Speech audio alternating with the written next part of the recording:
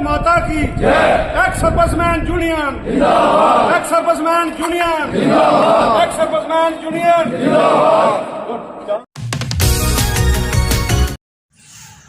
हमारा अधिकारियों ने सरकार से एनएफयू मांगा। बिल्कुल अच्छी बात है, अफसरों को हमने एनएफयू मिलना चाहिए।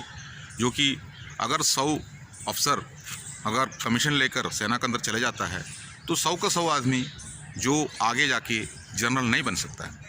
जो ब्रिगेडियर रैंक से लेकर आगे बढ़ने के लिए वैकेंसी कम होता है तो सभी को उस रैंक पाने के लिए मतलब इतना आसानी से नहीं पा सकता। ऐसी स्थिति में जो उन्होंने टीएसआर कर्नल में जाकर रुक जाता है। उसके बाद आपने देखा होगा जो कर्नल रैंक को वो अपना जगह पर बचाने के लिए ABCD का जो अक्षर जो 26 अक्षर होता है उसका यूज़ करते हुए कई पद दिया हुआ है। ABCD का मतलब कर्नल ए, कर्नल Q, इसी जैसा अक्षर में कर्नलों को पद दिया गया है क्योंकि वो सरकार को इसको कोई कचना काली नहीं होता। ठीक है।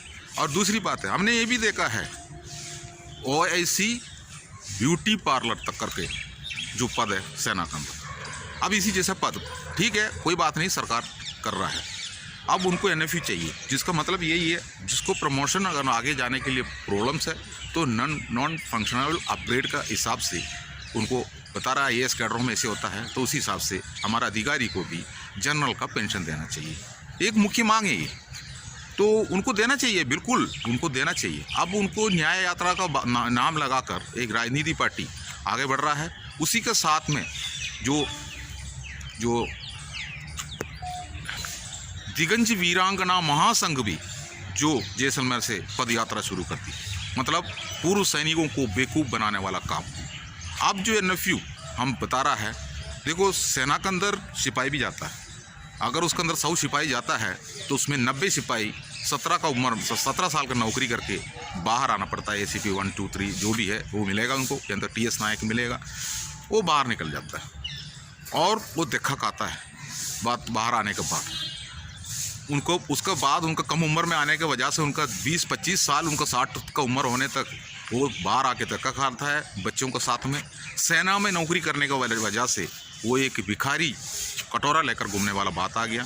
अगर किसी भी क्षेत्र में अगर कोई नौकरी पाना है, उस नौकरी के लिए भी जो हमारा अफसर के पास जाके खड़ा होना पड़ता है।